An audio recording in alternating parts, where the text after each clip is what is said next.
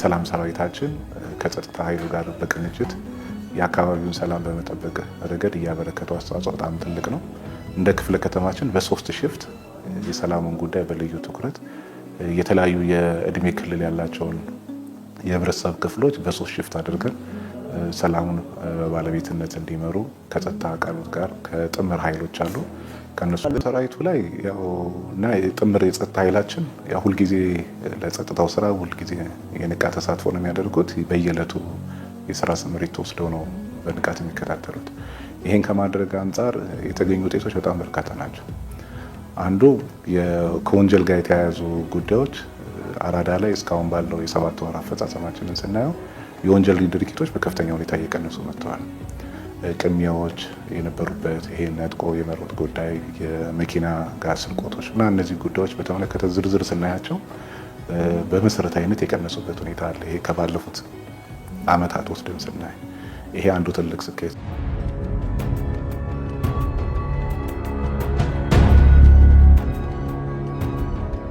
ላይ ወስደን ስናየው የወንጀል ድርጊቶች ከዕለት ዕለት በከፍተኛ ሁኔታ እየቀነሱ ያሉበት፣ ነዋሪው በሰላም ገብቶ በሰላም የሚወጣበት፣ በርካታ የቱሪስት ፍሰትም ያለበት ክፍለ ከተማ አንጻር ከመሆኑ አንጻር ቱሪስቱም በሰላም የሚፈልገውን ነገር ጎብኝቶ የቱሪስት መዳረሻዎቹን ጎብኝቶ የሚወጣበት ሁኔታ ስናየው ክፍለ ከተማዋ ህዝቡን የሰላም ባለቤት በማድረጋችን ፍጹም ሰላማዊ የሆነ ክፍለ ከተማ የመፍጠር ሁኔታ የፈጠርንበት ሁኔታ አለ። እንግዲህ ጸጥታውን የምንመራበት አንዱ ህብረተሰቡን የሰላሙ ባለቤት ከማድረግ ይጀምራል። በሁሉም ብሎኮቻችን ህብረተሰባችን የጸጥታውን ጉዳይ ቁልፍ አጀንዳ አድርጎ እንዲከታተል በሚኖርበት አካባቢ ላይ እያንዳንዱን እንቅስቃሴ ሰላሙን የሚጠብቅበትን አግባብ እንዲሰራ የማድረግ ስራዎች በሰፊው ስንሰራ ቆይተናል። በተለይ ግንዛቤ ከመፍጠር አንጻር የሰላም እሴት ግንባታ ላይ በልዩ ትኩረት ሰርተናል። አንድ ጊዜ ሰርች ያለው ብሎ የሚቆም ስራ አይደለም።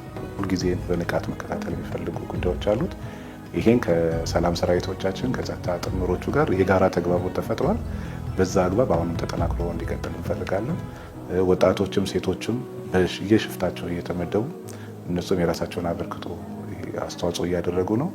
የንግዱ ማህበረሰብ አሁን በሰላም እስከ ምሽቱ 3 ሰዓት ተኩል ድረስ በሩን ከፍቶ ያለምንም የጸጥታ ችግር ነግዶ ወደ ቤቱ የሚገባበት የትራንስፖርት ፋሲሊቲውን በአግባቡ ማኔጅ የተደረገበት ሁኔታ ስናይ ይሄ ከሰላም የመጣ ውጤት እንደሆነ ታሳቢ ማድረግ ያስፈልጋል።